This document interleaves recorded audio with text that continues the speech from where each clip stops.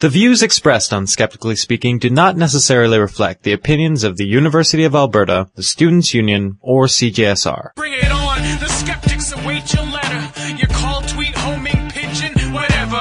Desiree Shell gonna raise a little hell, metaphorically that is. 'Cause we're skeptically speaking. Hello and welcome to Skeptically Speaking. I'm your host, Desiree Shell. You lovely regular listeners out there know that this show attempts to give you a little background on a variety of science topics so that you can go out into the world and be skeptical. And by skeptical, we of course mean requiring evidence before you believe in something that you hear or see or read. But radio shows aren't everyone's favorite form of getting their science on. Some people are more inclined to learn through music. Today we'll be joined by Baba Brinkman, the Vancouver hip-hop artist behind The Rap Guide to Evolution and the new Rationalist anthem off that. You may remember a speaking up back in the day about a lovely little project called Virtual Drinking Skeptically, an idea developed by programmer Brian Gregory. Many cities currently host Drinking Skeptically or Skeptics in the Pub, which is basically an opportunity for skeptical people to get together with other skeptical people and talk about skeptical things, which is wonderful if you live in one of those cities and you don't work an evening shift and you like pubs. So for the rest of us, there is Virtual Drinking Skeptically. People from all over the world attend this video chat, where the drinking is not at all mandatory, but scintillating discussion is. It's the next best thing to being at a real live Skeptics in the Pub, or possibly even better if you happen to be a bit antisocial. So Brian has recently added a new component to Virtual DS, the special guest. He's coercing interesting people in the skeptical community into spending a few hours on camera answering questions, discussing topics, and generally just hanging out. And I am scheduled to put myself on the chopping block on May 1st. Yes, if you want to ask me random and potentially uncomfortable questions, you now have yet another forum. And on May 21st, both Derek and Swoopy from the Skepticality podcast will take their turn. This is a really fun idea, and I'm very pleased to be a part of it. You can check out virtualds.wordpress.com for more information and specific times. We'd also like to say hello to a new station, The Coast 89.7 Cape Breton in Glace Bay, Nova Scotia. That's our first maritime rebroadcaster, which means we officially air from sea to shining sea. So thanks very much to all of you at the Coast for allowing us to share some science and skepticism on your fine station. And now to Speaking Up. We're here today with Jason Brown, who's a British expat living the life in Australia as an IT consultant. He's active in both the Sydney Skeptics and the Sydney Atheists groups, and was one of the first members of the Stop the Anti-Vaccination Network Facebook group. He was also the person who started the Vote Rachie campaign on Twitter, which was successful in helping Dr. Rachie of the Skeptic Zone podcast win the Shorty Award in Health. And if you'd like to hear more about that, we interviewed Dr. Rachie on episode 45. Jason's current project is Skepticator. Welcome to Skeptically Speaking, Jason. Good morning, Desiree. How are you doing? I'm well. It's definitely not morning here. Oh, it definitely is here. See, you living in the future is never going to stop being funny to me. So tell us about Skepticator. Skepticator is my current major time project, and it's taking up quite a lot of my free time at the moment. It's basically a Twitter and blog aggregator for skeptical content.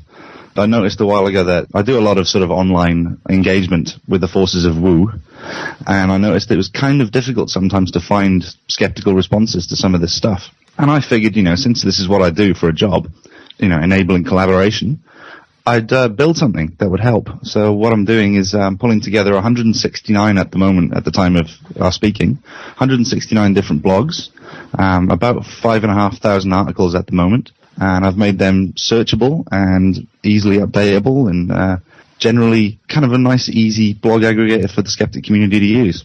So it aggregates skeptical websites that people submit to you, or do you go out and find them? It's a blend of the both. You can submit your own through skepticator.com. Quite easy. There's a little box on the left-hand side. You just enter your feed URL, off it goes, gets your data, pulls it back, or I can go out and find them myself. In the early stages, it's been mostly me, but they're now starting to trickle in from other people. I got about 15 yesterday, for instance. Wonderful. Okay, you say skeptical tweets. How does this work? Okay, well, for those who don't really know much about Twitter, Twitter is what you'd call maybe a microblogging service. It's very short status updates based sort of on the SMS messaging protocol. You get 140 characters to get your point across. And you can reply to other people, engage with other people, sort of, there's a direct message back channel. But the main thing that I focus on is hashtags, which is where you tag your topic within your tweet with a hash and then the name of your hashtag. So, for instance, there's one called the skeptic hashtag, which is #skeptic. I track that through search on Twitter, and I display it on the front page of Skepticator. I do the same with the 1023 campaign from the UK against homeopathy, and I'll be shortly doing the same with the Stop AVN campaign and the Tam Oz hashtag for Tam Australia, which is happening this year. Wonderful. So what you're saying is people should really be using the skeptic hashtag, or else they're being left out. People should, yes. Or they should tell me which hashtag they're using and I'll add it. So what are the benefits of something like Skepticator over Google Reader? The thing with the general search engine like Google Reader or with, a general thing, it's not skeptically focused. And most people with their Google Reader account, they'll have things that are not necessarily just the skeptical feeds. They'll have news feeds, they'll have, their personal stuff, their Facebook stuff, and it's all kind of mixed in. Skepticator is purely focused on skepticism, with the usual little crossover to, the atheist blogs that have some skeptical content. But it's purely focused content. So if you want to look up what the skeptical opinion is on homeopathy, for instance, come to Skepticator, type in homeopathy, you'll get just skeptical content. You won't get any of the woo-mongers selling their homeopathy to you. It's interesting that no one's actually done this before. Because I would have expected that Tim Farley of whatstheharm.net and skeptools.com would have already done this, or at least suggested it to others. Yeah. I was going to mention Tim. Yeah, Tim and I have got a kind of a similar focus in that we want to enable better skepticism online through all of these tools, some free tools, some expensive tools. But we've both got the same sort of thing going on. It's not the first skeptical blog aggregator that's happened. I've found a few others in the process of building it, but usually they seem to have fizzled out at sort of, 30 blogs maybe. This one I'm pushing really hard to get as many skeptical blogs in as possible and keep the momentum going. I mean, it can be a difficult thing to do online sometimes, keep the momentum up. It takes a lot of time, but I'm already online for my work. I'm already online a lot for this engagement kind of stuff. So it's not too difficult for me to keep the momentum going. And actually, you mentioned when you and I first started talking about you doing this segment, I believe you only had 100 websites. I did. It's been growing rapidly in the last few days. When I first launched it, there were about 60, I think, which I'd found myself. And now it's starting to build its own momentum, and it's kind of going to be out of control soon, I think. Well, you speak about momentum, and you have some plans for the site. Well, I've implemented one of the plans for the site over the last couple of days since we last spoke. Search was one of the things that it really needed to be able to drill down into the results. When we first looked at it, it was quite a linear experience. You just had a list of what was going on right now on the blogs, and that was it. Since then, I've implemented a sort of a complex search engine behind it using a Microsoft product, and it's actually working not too badly. There's a few little bugs, but we're getting there. I'm going to add some social networking links to it, Facebook, StumbleUpon, that sort of thing. It already does Twitter. Mm-hmm. And there's a whole bunch of plans that are really sort of sketchy at the moment, but I'd love community input to tell me what I ought to do with it. That would be great. You were also talking about having regionally targeted content. Oh, yes. Well, I mentioned I was probably going to put the Tam Australia hashtag on for Twitter and the Stop AVN, which is the Stop the Australian Vaccination Network hashtag. I'll probably be targeting those to Australian readers primarily. Being that I'm in Australia, it's kind of a logical thing for me to do. I'd also be interested in hearing from other people in other regions, European, North American, Canadian like yourselves, and telling me what sort of regional content that they're up to at the moment and what they'd like targeted to their countries. It would be nice. So all people would have to do is just create a hashtag and let you know. Yes, they can let me know through Twitter, or they can find me on Facebook. I'm quite prominent on Facebook, just Jason Brown.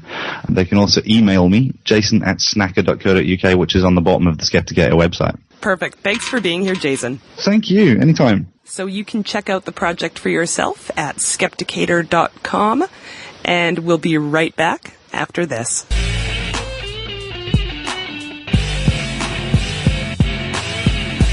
You are listening to Skeptically Speaking, either through the wonder of podcast technology or the generosity of one of our rebroadcasting stations.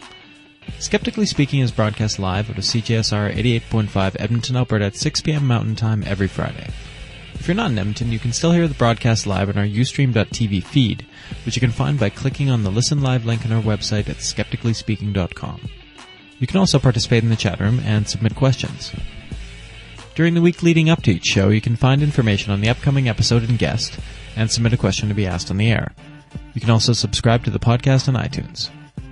Our deepest thanks go to those stations that donate their valuable airtime to our program, including Citywide LPFM 99.1 in Madison, Wisconsin, CILY Kootenai Cooperative Radio 93.5 FM in Nelson, 96.5 FM in Crawford Bay, and 107.5 FM in New Denver, British Columbia, CJAI Amherst Island Public Radio 92.1 FM in Stella, Ontario, CLHI Roslyn Radio 101.1 FM in Roslyn, British Columbia, Free Thought Radio, WPRR Public Reality Radio 1680 AM in Grand Rapids, Michigan, CIDO 97.7 FM in Creston, British Columbia, UMFM 101.5 FM in Winnipeg, Manitoba, CFAD 92.1 FM in Salmo, British Columbia, and CKOA 89.7 The Coast in Cape Breton, Nova Scotia.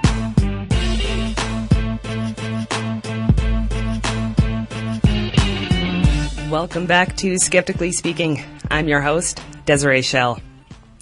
I have a brief update about that Speaking Up segment that we just heard on Skepticator. Jason and I recorded that piece a few weeks ago, and since that time it's grown to 270 feeds and over 10,000 articles.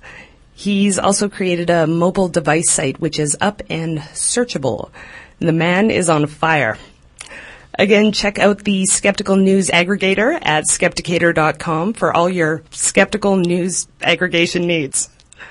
And we are on the line with Baba Brinkman, a former tree planter with a master's in medieval and Renaissance English literature, who's currently a rap troubadour in the service of science. Welcome to Skeptically Speaking, Baba. Well, thank you for having me on the show, Desiree. So that, sir, is a varied resume. Yeah, well, maybe it's just because I have a short attention span, and I try to change careers every couple of years as much as possible. So you recently put out Off That, and that's a song that's subtitled The Rationalist Anthem. And that's quite a long way from how this kind of all started out with Chaucer. So can you tell us a bit about the Canterbury Tales project? How did that all start? Well, you could look at that as a form of skepticism as well, because when I tried to initially convince my English professors that rap was a form of literature, skepticism was their response to that. Like, what are you talking about? But my argument as a literature student was, if we study Chaucer and we study Shakespeare, we need to start studying Jay-Z and Eminem and B.I.G. and Nas, because they are the rhymed lyrical storytellers of today and fulfill the same social function as Chaucer and Shakespeare did for their times. So I wrote my thesis basically trying to outline that concept and parallels between the Canterbury Tales and rap, and especially the sort of social context the poetry takes place in, the competitive atmosphere. And then I wrote the rap Canterbury Tales as a sort of, entertainment version of my thesis, basically. And you took that performance to secondary schools. I did, yeah. I mean, first I brought it to Fringe Festival. So I took it to the Edinburgh Fringe in Scotland, and it got really good reviews there and a really good response. I think the British in general are quite Chaucer literate. And then Cambridge University actually sponsored me because someone from Cambridge saw it in Edinburgh, and they organized a tour of 30 high schools around the UK. So I was the introduction to literature for British high school students for a whole year, and I'd be chaperoned from school to school by a Cambridge professor of English who'd say, "Oh, you think literature is boring, do you? Well, check this out." And then I'd do the Canterbury Canterbury Tales rap, and it was their sort of get the kids hooked scheme. Did it work? If I was science-minded when that whole project started, I would have tried to track the data and see whether the enrollment in literature programs went up after I visited a school or not. But as it stands, all I have is anecdotal evidence, which is teachers saying the kids get keen after you come in and rap the Canterbury Tales for them. They go, wow, where can we read these stories? And they take more of an interest and it boosts enthusiasm. So I'll take their word for it. So how did you go from Chaucer to Darwin then? Well, I performed the rap Canterbury Tales for a few years, and after the show, sometimes people would say, what are you going to do next? Are you going to do Shakespeare? Are you going to do the Odyssey? And I would always be like, I don't know, I'm kind of waiting for the right project to come along. And in 2008, it did. And the form that it took was the author of the book, The Rough Guide to Evolution, is Dr. Mark Palin, and he's a geneticist at the University of Birmingham. And he contacted me and said, next year is Charles Darwin's 200th birthday, and I'm organizing a celebration for Darwin Day, which will be an academic conference, and I need some entertainment. And I was wondering if you could write me some evolution raps. Would you be able to do for Darwin what you did for Chaucer, were his exact words. And it took me about 10 seconds to think about it, and then I was like, yeah, that's it. That's the project. So what were the parameters there? Just make Darwin interesting? Yeah, I think he originally said, can you do a rap version of The Origin of Species? And I read The Origin of Species and decided that it didn't quite have the narrative hook that I would need to just do a straight adaptation. I needed to find a way to make it feel relevant and sort of emotionally impactful, or find a way for people to be able to connect to it, basically. So I just read my way through a lot of evolution books to try to find the inroads, and the two sort of most accessible points of entry I found for non-evolution experts are evolutionary psychology, so the evolutionary view of human behavior, and memetics, so looking at culture and science and the arts as a sort of analogy for evolutionary processes. So, the basic parameter was make it entertaining, make it scientifically accurate, and make it about Darwinian science. And the scientifically accurate part was a good challenge because Professor Palin actually said, if I'm going to sponsor your rap guide to evolution, you have to send me drafts of the lyrics so that I can correct them for scientific accuracy. That was one of the conditions. So I did. I sent him emails with my lyrics, and he came back with some pointed corrections just in terms of trying to accurately convey the science. And so now at the end of this whole project, I can say I have the first ever hip-hop show that's peer-reviewed. Oh, that's brilliant, sir. I guess Chaucer can't do that for you. No. Chaucer's scholars have generally been pretty positive about the treatment that I gave Chaucer. Not all of them, I hear I have some detractors. I usually hear about the detractors secondhand. Like, there are some Chaucer professors who really hate what you're doing, but I usually hear about the unfriendly professors from the friendly professors who defend me. So I'm not too worried about that. But with the science thing, I really felt like, I wanted to make sure and get it right, because there's so many misconceptions about how evolution works and what it means, and the story it tells about where we come from. And I just really wanted, I wanted the show to represent the modern scientific perspective on Darwin, and not all of the misconceptions and sort of philosophical anxiety that surrounds him. What exactly did you know about evolution when you were approached initially? I had read a few popular science books. I had read The Third Chimpanzee. I basically read everything Jared Diamond wrote because I got really hooked on him for a while. I'd read a couple of Richard Dawkins books, and I'd read Consilience. And I did first-year biology courses. When I was first starting in university, I was planning originally to do a biology-English double major. And then I took a step back and looked at my grades. And my grades were a lot better in English than they were in biology. Right. I think it's partially that I just didn't have the patience for cell biology and microbiology and the sort of math side of it. I was really interested in ecology and evolution and the macro questions, the macro view of it. But I guess it was once again an attention span thing, because I was good with essay writing and interpreting poetry. Just sort of instinctively, so I went with that. But I just remained interested in it. And I actually argued in my master's thesis that Chaucer anticipates Darwin in the Canterbury Tales. Oh, you have to go further with that. Do explain. The rationale is, for those of you, for the listeners who are unfamiliar with the Canterbury Tales, Chaucer creates a poetry competition where he has 29 pilgrims telling stories, and whoever tells the best story gets a prize, a free meal to be provided.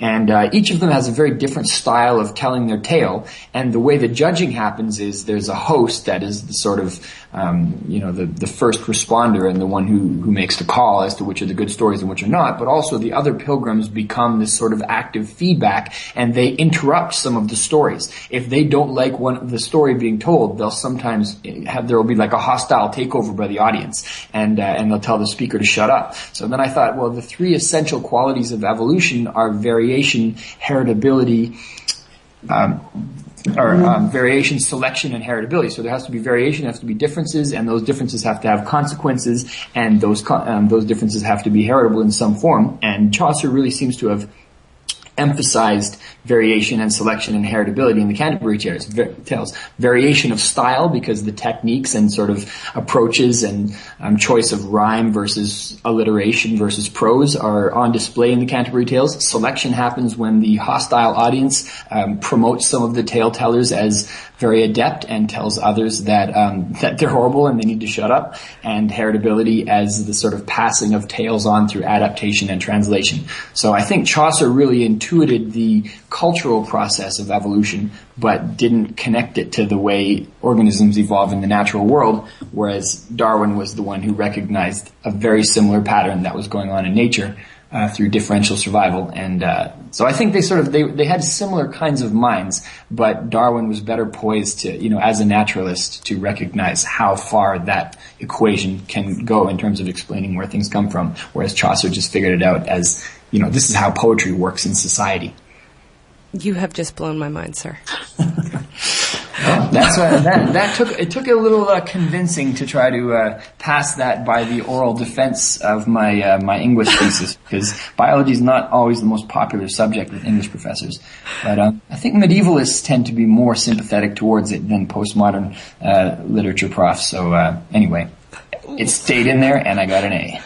Yeah, you. Well, you also make an explicit comparison, actually, in the show between your process of trying out new rhymes and natural selection, specifically the process of freestyling. Yeah, that's performance feedback revision. And it's another way to think about it, but in its essence, I think the selection and natural selection can be thought of as a form of feedback, and that is the environment telling the genome what's working and what doesn't work. And I think, a lot of this stuff is from the philosopher Dan Dennett, he's got his universal Darwinism concept, and you can think of it working on the level of our thought patterns. The things that we call consciousness, the ideas we call consciousness, are the synaptic connections that have been promoted or sort of recognized by the brain as the ones that work the best for our agendas, and the other ones get suppressed. So there's a variation and selection going on at the level of neurons, which produces consciousness, and that variation and selection process is pretty much the same one that produced the forms of organisms, and it's the same process that sculpts the progress of culture as well in our literal selections when we express our taste. And freestyle, of course, gives us the mutation. So that randomness is necessary to have variation to select from. And some things that seem random, obviously, there's going to be a causal explanation for where the freestyle comes from, but it sure appears to be random, both to the audience and the rapper. And I think it's a sort of necessary component of the creative process, improvisation. I think your analogies work very well for our audience.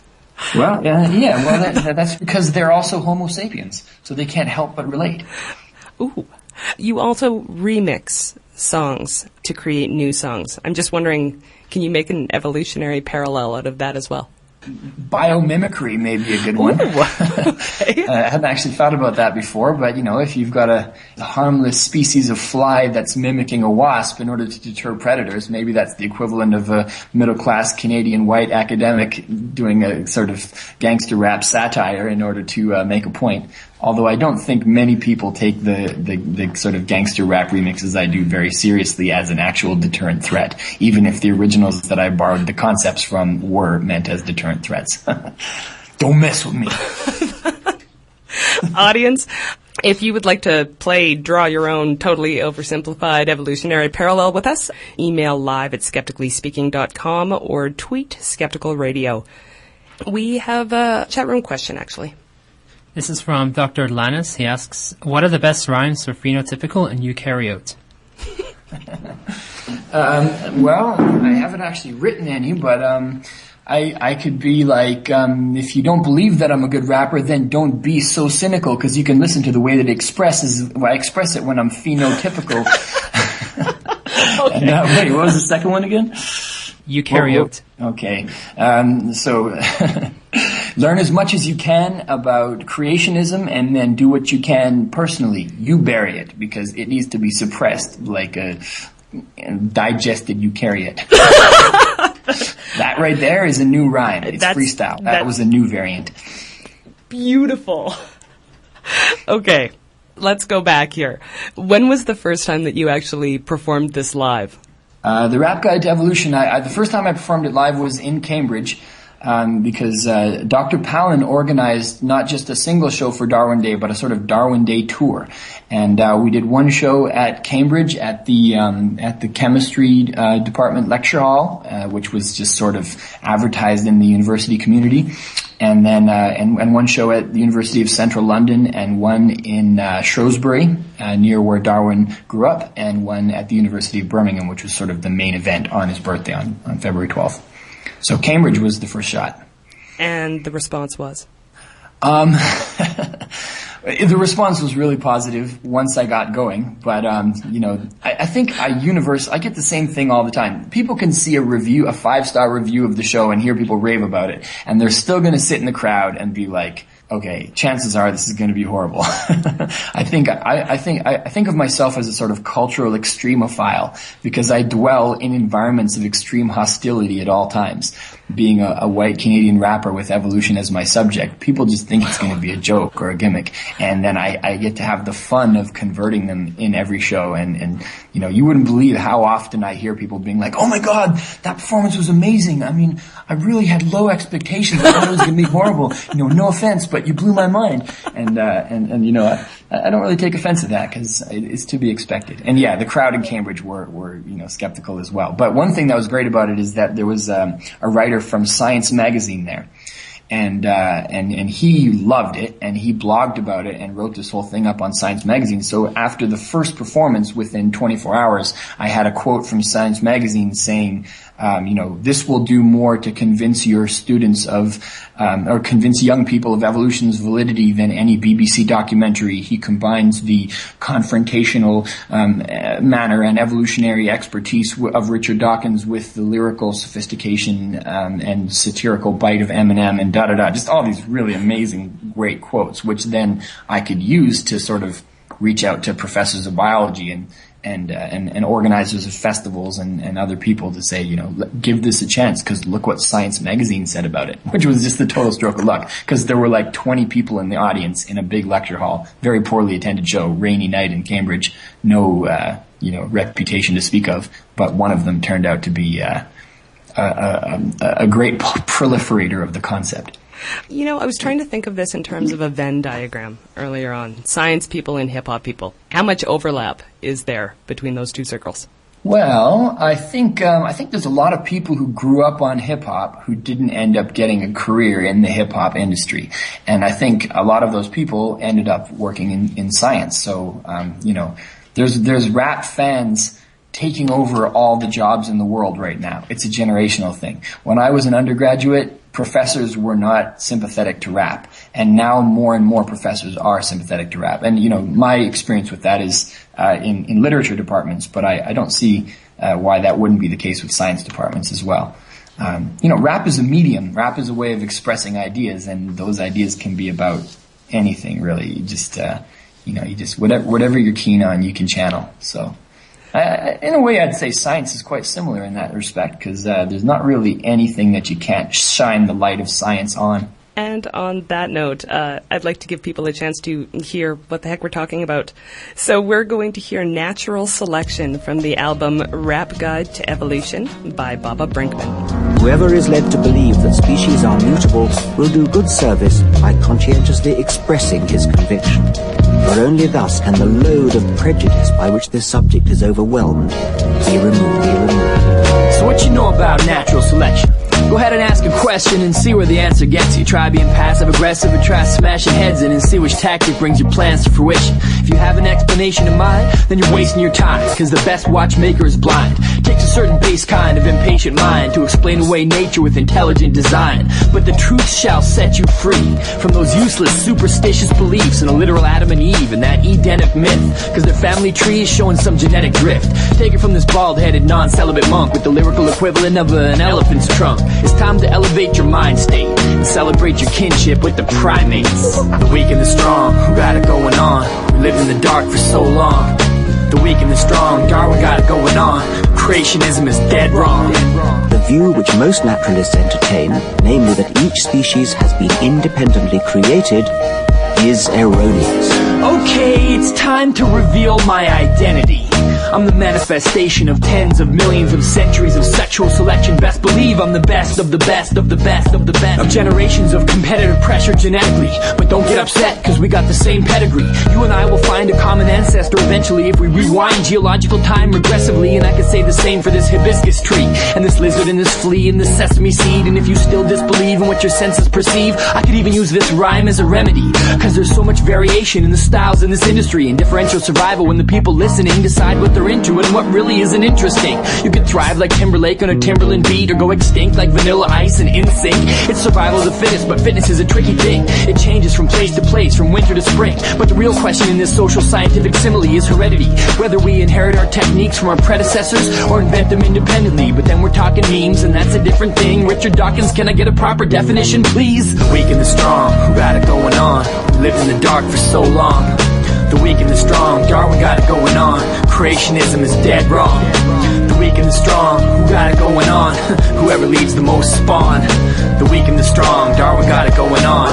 Creationism is erroneous. I hear some people complain, like, I don't want to be an ape. I never came from monkey DNA. I believe God made me in a day. Jesus saves, yeah, he's great. But stop being afraid to use the reason he gave you to let science solve some giant problems and find some final results. I think it's time for y'all to let your minds evolve and listen to a different kind of silent call, the kind that comes from pine trees and not pine saw. I'm talking about the mystical vision that Einstein saw, wondering at the infinite depths of divine thought and realizing that scripture could never define God. Because if there is a personal God, then he's been jerking off. So why would he bother designing an albatross when natural selection already does such an excellent job just by balancing benefits and costs? I say banish God into the gaps if he can't help us understand the simplest facts. I want to relax God of infinite naps. We'll be alright without him, just give us a chance. The weak and the strong, who got it going on? We lived in the dark for so long. The weak and the strong, Darwin got it going on. Creationism is dead wrong. The weak and the strong, who got it going on?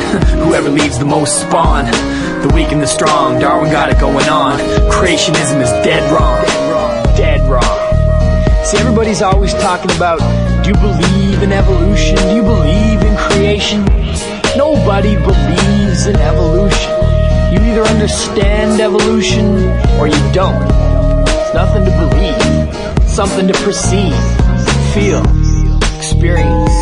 You believe in gravity? Come on, you can see it with your own eyes. Just gotta look. Look deeper. Deeper than that.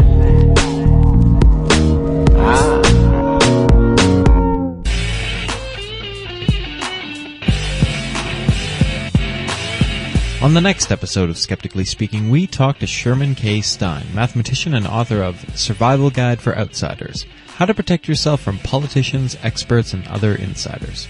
We learn what makes human beings so susceptible to social influence, and how to guard against the common tricks that are used to manipulate us. And on Speaking Up, we take a skeptical look at exercise with personal trainer Matthew Liddell. That's next week on Skeptically Speaking, Friday night at 6 p.m. Mountain Time at skepticallyspeaking.com.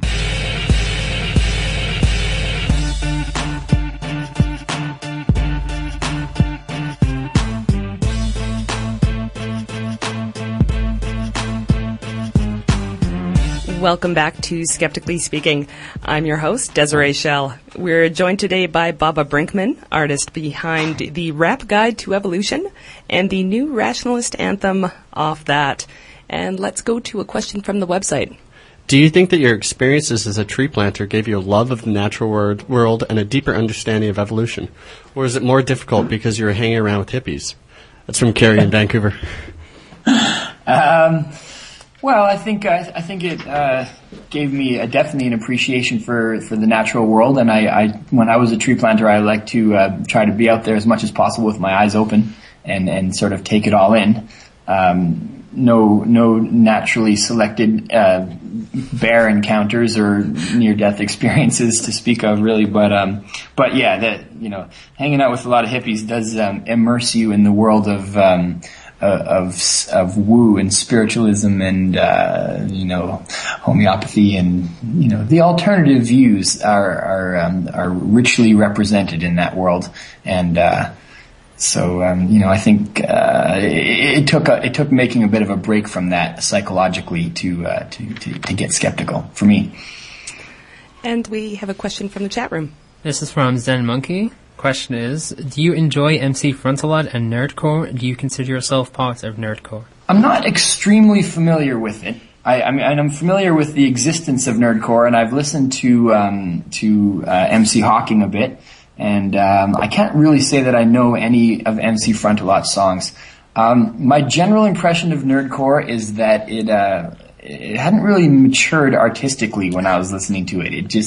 To me, it came across as a little bit gimmicky, and I've been compared to it, and it's probably ironic to hear someone who's done a concept album on evolution talking about something being gimmicky, but I think it's got potential to grow into a full-fledged art form, Nerdcore. But I think it started off as a very self-conscious piss take, and the stuff about science and physics I like, but a lot of Nerdcore is about being antisocial and hobbits and Star Trek and stuff like that, and a lot of it I see is quite frivolous. So that's my general take on it. I won't dismiss the whole phenomenon, but there's parts of it that I like better than other parts, and I don't necessarily think all of their lyricism is up to par from what I've heard. But of course, all of rap's lyricism isn't up to par either. There's always gems and diamonds in the rough. I have something, actually. We've had an email question on that topic. Hip-hop is a tradition of performers using their songs to criticize other rappers. Your songs challenge things that are large and amorphous, like scientific illiteracy. Do you see yourself as part of that tradition? And that's from Nick in Vancouver. Yeah, I definitely being combative, confrontational, outspoken, that's part of the hip-hop tradition for sure. And sometimes that takes the form of rappers taking a shot at an individual other rapper that they disagree with. But other times, Public Enemy is an overt political criticism of a whole sort of side of American life. Or when they came out, they were challenging the status quo in a way that felt really refreshing and bold, and saying things that no one else had either thought of or dared to say. And that's my favorite thing about rap, is when it's bold and outspoken and unashamed of speaking truth to power. And I think I see sort of promoting science and skepticism as a form of speaking truth to power, actually. Audience, if you'd like to ask a question, email live@skepticallyspeaking.com or tweet Skeptical Radio. So, at this point, do you see the Rap Guide to Evolution as an outreach project or something else? Absolutely. Okay. It's definitely it's had the agenda to raise consciousness about evolution from the start. I was never shy about that fact. The goal is to try to get evolution across as accessible as possible a way that is entertaining, creates a laugh out loud experience, but also has the people who see the performance leave understanding evolution better and sort of able to relate it to their everyday lives and think about it as something that is relevant to everything around them, rather than just a scientific concept or something that was relevant to people up until cavemen invented culture, and then it ceased to be relevant. So it's just a sort of archaic fossil talk or whatever. And I've felt like the places that I've done the performance that have had the most impact have been places where people feel like they're under siege. Like, for instance, in America, in the South and in central Pennsylvania and in central California. And you speak to biology professors, and they're like, we get heckled by creationists in our classes nonstop with these inane questions, and there's just this siege mentality. You don't get to celebrate Darwin overtly and say he was an amazing, brilliant, far-seeing scientist and taught us so much and was right about so much before anyone had really caught on. People have to talk about Darwin in hushed tones, apologetically, and that's really what I want to promote is, celebrate this. It's a great idea. So you don't ever worry that you're preaching to the choir. This is sort of a morale-building exercise as well. Well, where I've performed the show the most is in the UK. So far in the last year and a bit, I've done it in America, Canada, in Scotland, in England, and Hong Kong, and in Australia. And I find that in the UK mostly it is preaching to the converted, preaching to the choir. But that's sort of good. It's good sort of training wheels for me, to get confident with it and learn the ins and outs of the show and what to say to people's responses and things like that. I feel like doing it in the UK made me better prepared to do it in America, where I'd be more likely to be hit with objections. But I don't want to just do it in safe places for sure. It seems like this outreach, it wasn't really a one-way thing, because your new single is called Off That, and it's billed as a rationalist anthem. So you went from being, just sort of basically aware of evolution to writing a rationalist anthem. It's a bit of a jump. Yeah, it was a bit of a fast one as well. Some of my friends and family back home say they feel like I've gone through some kind of massive conversion or something, because I didn't really used to bang on about this stuff a year and a half ago. And but for me, I can sort of retrace the steps that took me from where I was a couple years ago as sort of just curious and what I considered myself to be open-minded about lots of things that I now sort of don't feel like have much basis in reality. But it's basically I was 100% clear that evolution was an accurate description of where we came from and how the natural world works. I've been clear about that for a long time. And so then when you get down to it, you're like, okay, well, how do you know that? And then that comes down to the scientific method and all the ways in which the evidence can be tested and verified and predictions can be tested. And once you've concluded that the scientific method is the bedrock on which the reality of evolution hinges, evolution intuitively makes sense to me. So there is sort of a subjective, objective link going on here. Right. I would have my sense of reality shaken to its core if anything presented itself that called evolution into question, but as far as I've read, nothing even comes close, and nothing I've seen does either. So then once you trust the scientific method as the best way that people can get access to to reality, to what's really happening, to the actual causes of things, then you start to become aware of other places where the scientific method is under attack. And that's how I sort of got curious about skepticism, which is not something I'd ever really noticed or cared about. I didn't even know there was such thing as a skeptical community or whatever 2 years ago. But when you read about creationism and the sort of systematic attack on the scientific method from creationists, then you come across other people who are pointing out that there's also a systematic attack on the scientific method from climate change deniers. And there's also a systematic attack on the scientific method from homeopaths and from people who believe in psychics. And there's this whole sort of science is an insufficient way for us to understand the world because this other paradigm exists in parallel with it and it can't get access to it, and all this sort of sophistical double talk. And you start to see all the connections between the ways of thinking that call science into question and the ways of thinking of science, which is to call everything into question, test it, and then actually keep the things that work and reject the things that don't, and sort of have an accumulating, sort of continually resolving and clarifying picture of reality that tests and affirms things and doesn't just sort of let it all stir about as this great amorphous celebration of ignorance, which is how I see the other side sometimes. You can turn a phrase, sir. If you'd like to talk to Baba about his journey from hippie tree planter to someone who is obviously a shill for Big Pharma, email live@skepticallyspeaking.com or tweet Skeptical Radio. And while you're thinking about all the brilliant questions you'd like to ask, And before we talk any more about the song, let's listen to it. This is Baba Brinkman's Off That. Welcome to the future. Geek Pop 3. Yeah. Better find them a nice soft place to land.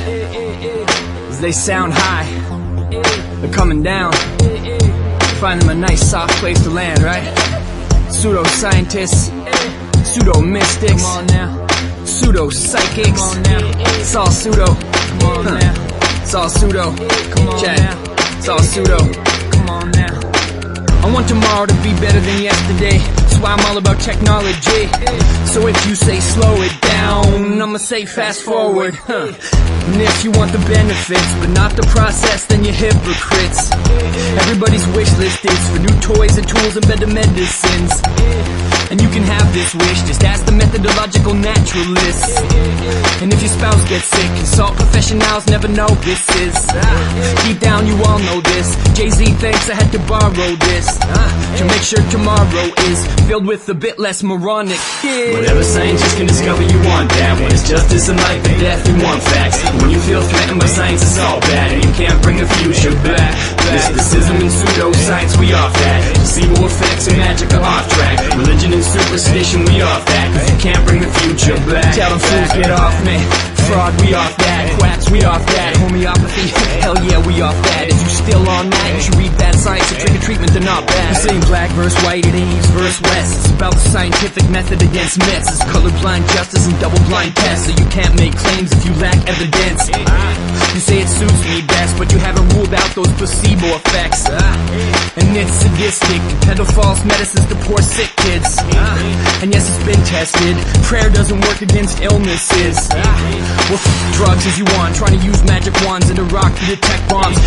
Punks, people die when you guess wrong. That's why we got double-blind tests to detect frauds.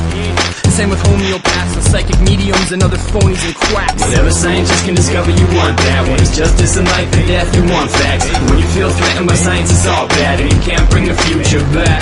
Mysticism and pseudoscience, we off that. Placebo effects and magic are off track. Religion and superstition, we off that, cause you can't bring the future back. Tell them fools get off me. Fraud, we off that. Ghosts, we off that. God, we off that. Yeah, we off that. Is you still on that? You should read Dan Dennett and Dawkins, they're not bad. And I don't give a fiduck, a bit out the faith you used to have. You can choose your path. And I don't give a if you meditate. Just don't try to claim you can levitate. There's some physical laws you can never break. That's why they're called laws, no exceptions made. And I don't give a fiduck, a bit out the visions you probably had. You're just a copycat. And yes, I'm aware this is a copy rap. It's like evolution, right? We all adapt. So I don't give a if you hallucinate. Just don't try to make any truthful claims unless you can show us the proof we crave. Cause no aliens ever flew my way. So now it's time to relax your mind and learn a couple science facts. Whatever scientists can discover, you want that. When it's justice and life and death, you want facts. When you feel threatened by science, it's all bad, and you can't bring the future back. Mysticism and pseudoscience, we off that. Placebo effects and magic are off track. Religion and superstition, we off that, cause you can't bring the future back. Tell them fools get off me. Spells, we off that. Yeah, call, we off that. Astrology, hell yeah, we off that. Is you still on that? But we'll still debunk frauds cause we still on that. Hey, hey, hey, hey, hey, hey, hey, hey,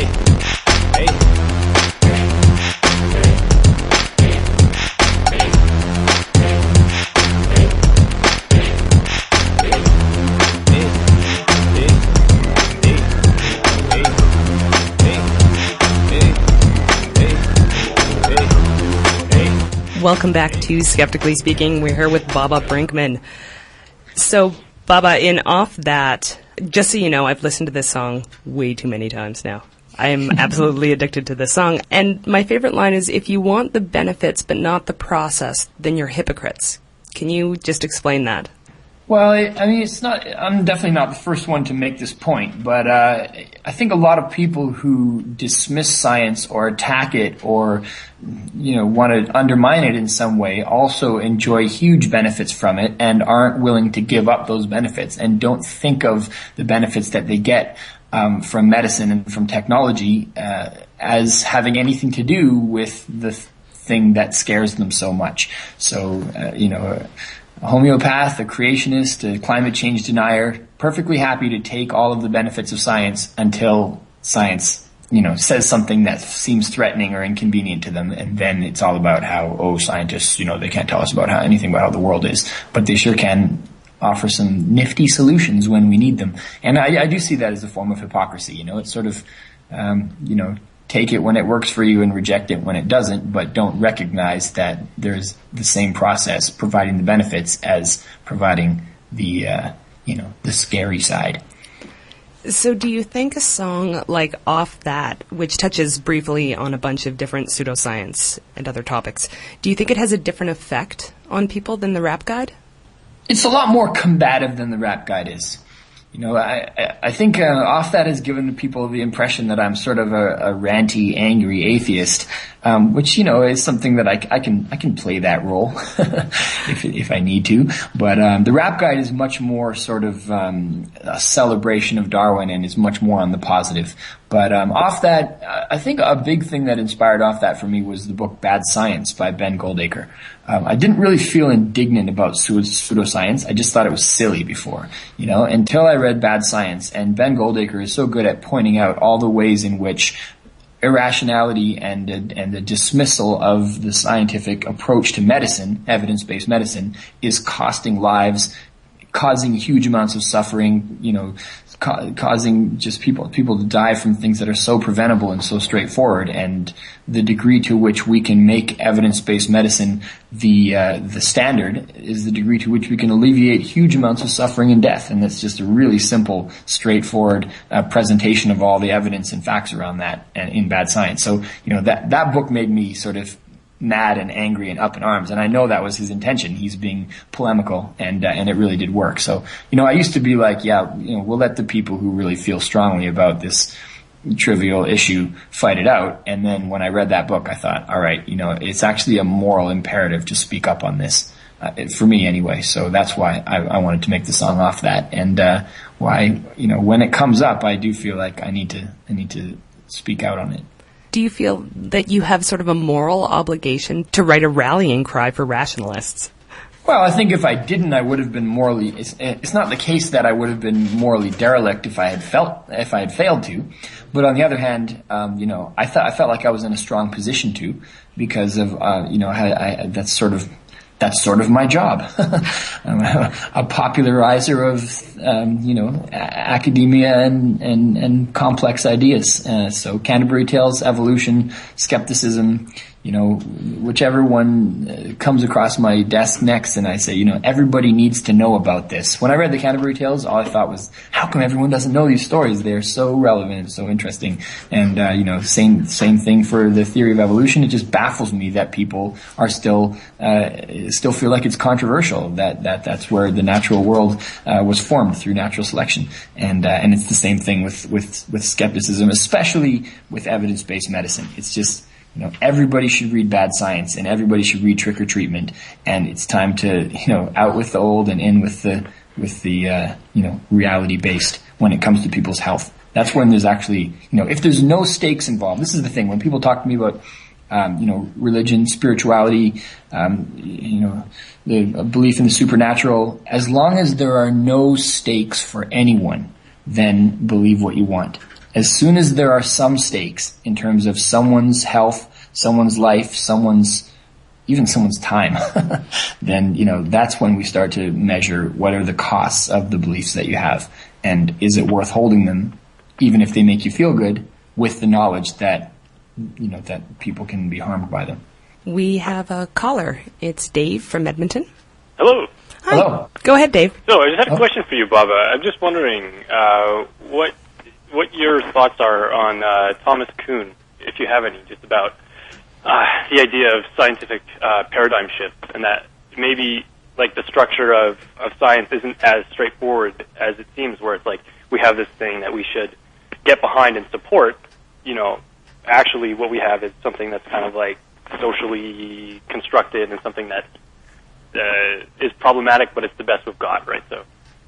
I haven't read Thomas Kuhn myself, but I've come across references to him. And, It's a perspective that I used to actually quite vocally advocate. A couple years ago, I would have said, there are things out there that science is currently absolutely incapable of getting access to, and that is what explains the supernatural and precognition and telepathy and all of these things. I had a really what I saw is like a balanced view of, how could all these people possibly be completely wrong? Therefore, there must be a way for the scientists to be right, having figured out so much, but, hit the limitations of their method of inquiry, and all these other people can be right at the same time, having found access to some, realm of knowledge that science so far hasn't found a way to measure. But what's changed my mind on that basically is reading some unapologetic looks at the actual evidence when it comes to things like homeopathy, for instance, or like telepathy and psychic phenomenon. When you actually put it in the laboratory and you say, if there's some basis on this, then there should be something measurable. And it always seems to disappear and wither under scrutiny. And the more you see that pattern of, it's hard to explain why it would always disappear and wither under scrutiny, why the testing would reveal it to have no effect. The whole paradigm shift argument, it just seemed flimsier and flimsier and flimsier to me, because I thought, why wouldn't it be measurable ever? Is it sort of like trying to hide from us? Is this like a trickster paradigm? Or is it that it's actually people, having delusions or having, things that they need to believe that they invent evidence for through the placebo effect, through regression to the mean, through false memories, things like that. It just seemed those explanations just seemed more and more feasible to me than the sort of super complex paradigm, quantum computer paradigm portal arguments that I used to sort of be like, oh, wouldn't that be cool if that was true? But, when you actually look, the closer you look to the evidence, the more it sort of disappears. In my view, anyway. Like so many things. Baba, that's our time for the show. Thank you so much for being on. Well, it was a great pleasure. I enjoyed the discussion immensely. And now I'm going to go to sleep. Because it's 2 a.m. here in Britain. Right. And why are you in Britain, quickly? I am in Britain as part of a tour. I was performing the Rebel Cell last weekend, and I will be performing the Rap Guide to Evolution on Monday night at the Greenwich Theatre. And you can find everything else you need to know about Baba Brinkman at babasword.com. And you can find out more about us at skepticallyspeaking.com. There are also links to our Twitter feed, our Facebook group, and to iTunes, where you can subscribe to the show and or write a review. Thanks for listening, and we'll see you next week on Skeptically Speaking. Bring it on, the skeptics await your letter. Your call, tweet, homing, pigeon, whatever. Desiree Shell, gonna raise a little hell, break the spell of Pavlov's bells. Cause we're skeptically speaking, our mind reading tarot cards and witches, psychics, and their spoon-bending mind tricks. All the humbug, flim-flam, frauds and shams, the charlatan who I don't think you understand. It's the hocus pocus, out of focus locus, eroding the brain, making gains on the hopeless. Let the crystal ball fall, smash on the floor, leave the pieces alone, we don't need them anymore. Just a microscope, telescope, magnifier, reading in between the lines of these lies. Bring it on, the skeptics await your letter. Your call, tweet, homing, pigeon, whatever. Desiree Shell, gonna raise a little hell, metaphorically that is, cause we're skeptically speaking.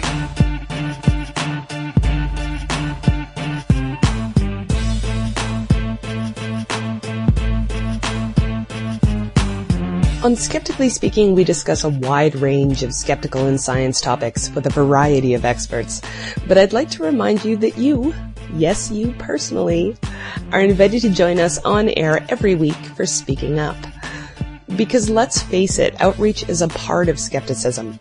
We all do it, whether we're talking to our parents about why they shouldn't buy into that multi-level marketing scheme, explaining the misinformation around vaccines to our coworkers, or forwarding that Snopes entry on why typing in your PIN number backward on the ATM machine does not, in fact, summon the police. But if you want to take your skeptical activism one step further and reach a broader audience, we're here for you. Do you have an event coming up that you'd like to promote? Or maybe you're a blogger that's been doing some great work and you'd like to talk about it? Or you'd just like to get some experience speaking publicly on a science or skeptical topic? What better way to get some real-world practice than on a friendly, rational radio show? If you're ready to have your say, do send an email to feedback@skepticallyspeaking.com. Put speaking up in the subject line, tell us a bit about what you'd like to discuss, and we'll contact you to set up your very own 10 to 15 minutes of on-air goodness. We're looking forward to hearing from you.